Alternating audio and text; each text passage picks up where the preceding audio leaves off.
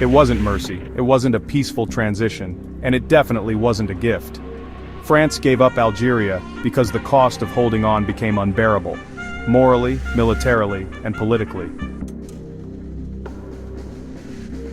In 1830, France invaded Algeria under the pretense of punishing piracy and settling old debts. But what began as a brief military expedition turned into a brutal colonization.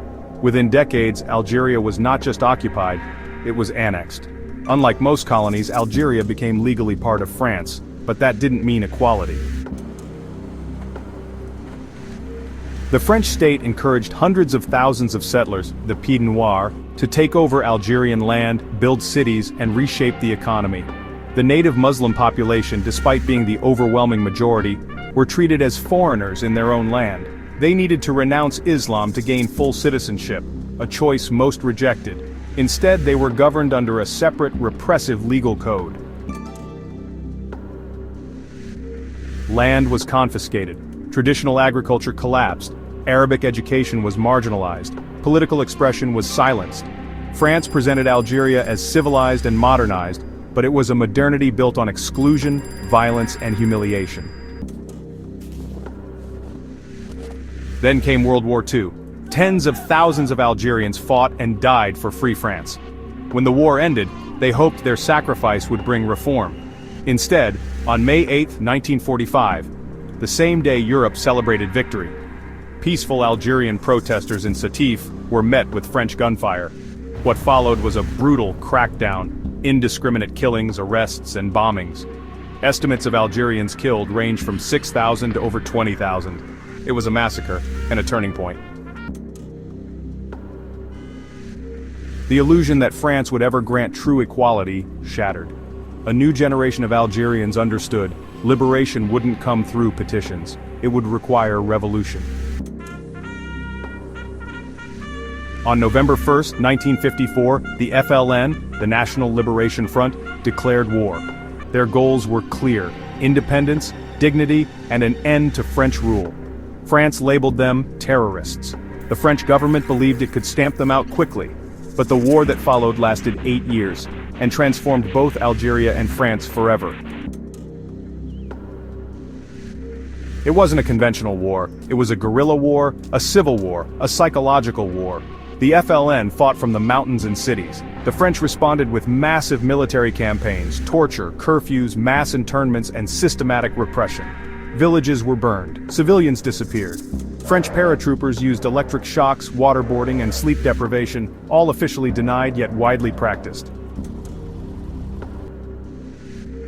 The Battle of Algiers in 1957 became the symbol of modern counterinsurgency. The FLN used urban bombings and assassinations. France used terror and surveillance. The city became a war zone. No one was spared. Not women, not children, not the elderly.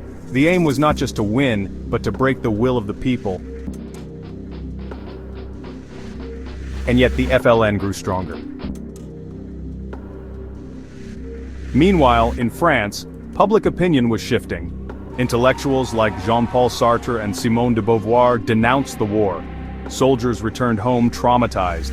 Newspapers began exposing the truth. The myth of the civilizing mission crumbled. By 1960, even the French army was fracturing. Some officers were furious at any talk of negotiation. In 1961, 4 generals attempted a coup to overthrow Charles de Gaulle, who had returned to power. They failed. But the tension revealed the cost. Algeria was tearing the French Republic apart. De Gaulle, who once promised Algérie Française, changed course. He saw that holding Algeria would destroy France from within. In 1962, after long negotiations and increasing international pressure, the Evian Accords were signed. A referendum followed. The result was overwhelming. Over 90% voted for independence. On July 5, 1962, Algeria was free. But the end came with chaos. Over 1 million Pied Noirs fled to France, many in panic.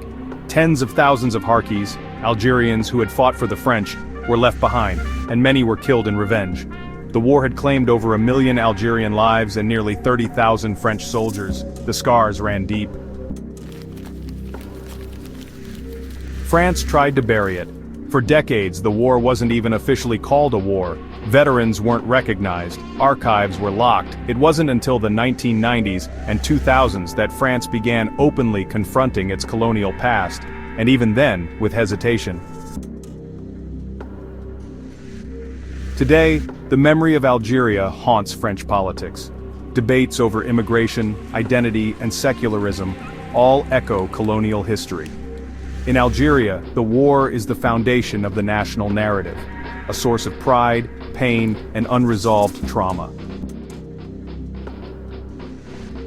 France didn't leave Algeria because it wanted to. It left because it had to. Because the empire broke on the backs of people who refused to be erased. Because dignity proved stronger than domination. Because no empire, no matter how powerful, can outlast the will of a nation determined to be free.